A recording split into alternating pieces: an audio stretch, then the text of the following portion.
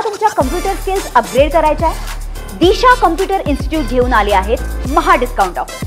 आता कोणताही कोर्स करा फक्त 1800 रुपयांमध्ये। संत ज्ञानेश्वर महाराज यांचं पालखी प्रस्थान उद्या आळंदी या ठिकाणून होत आहे आणि याची जी तयारी आहे ती प्रशासन असेल किंवा देवस्थान कमिटी असेल यांच्याकडनं झालेली आपल्याला पाहायला मिळते।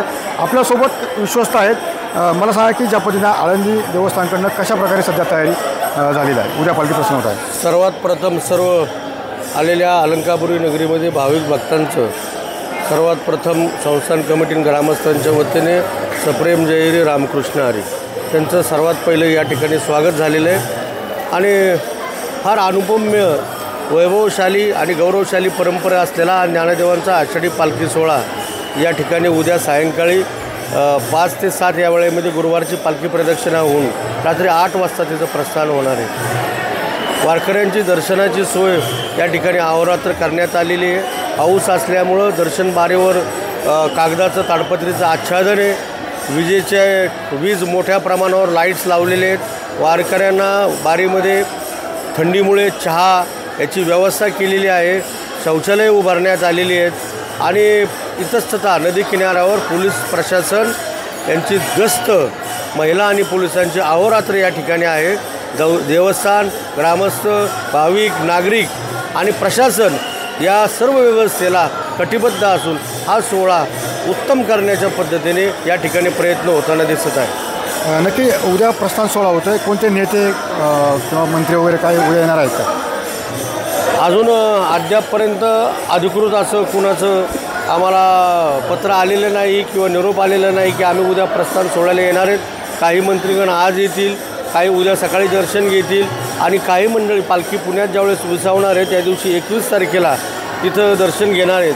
काही मंत्री येतील, केंद्रीय स्तरावरतील, राज्य स्तरावरतील मोजके मंत्री उद्या या ठिकाणी येतील। आम्ही पण त्यांना सर्वांना सांगितलं आहे की कमीत कमी संख्येने इथे ज्ञानदेवांच्या दर्शनाला प्रस्थान सोहळ्यात आल्यानंतर वारकऱ्यांची सुविधा होईल, कारण मंडपामध्ये पंखा मंडपामध्ये जिथं बसण्याची व्यवस्था असते ती जागा मर्यादित स्वरूपाची आहे आणि त्या सर्व मंत्री महोदयांनी त्याची खबरदारी घेतली असं आम्हाला निश्चित वाटतं। उद्या जो पालखी सोहळा होणार आहे खरं तर सायंकाळी होत असतो, मात्र उद्या 2 ते 3 तास उशिरा पालखी प्रस्थान होणार आहे, काय नक्की याची मागचे कारण आहे? नाही, उशिरा असं म्हणता येणार नाही।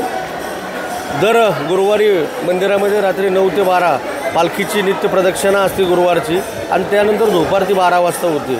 पण हे गुरुवार आल्यामुळं या ठिकाणी प्रस्थानची वेळ आपली नियमित जी 5 वाजताची असते ती आपण 8 वाजता केली। सायंकाळची दुपारची सूर्यास्तानंतर केली जाते म्हणून गुरुवार आपण 5 वाजताच काढणार आहोत। 5 ते 7 मंदिरामध्ये परिक्रमा होईल गुरुवारच्या पालखीची नेहमीप्रमाणे आणि 7:15 नंतर आरती होईल दुपारतीची आणि दुपारती झाल्यानंतर 8 वाजता लगोलग आपण ज्ञानदेवांच्या प्रस्थान आषाढी वारीच्या प्रस्थान सोहळ्याला प्रारंभ करणार।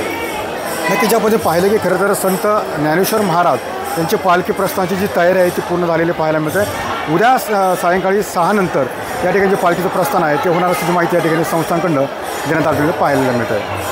कारण अभिषेक सर, मी सुनील ढगे, TV9 मराठी, आळंदी, पुणे। तुम्हाला तुमच्या कम्प्युटर स्किल्स अपग्रेड करायच्या आहे? दिशा कम्प्युटर इन्स्टिट्यूट घेऊन आले आहेत महा डिस्काउंट ऑफर। आता कोणताही कोर्स करा फक्त 1800 रुपयांमध्ये।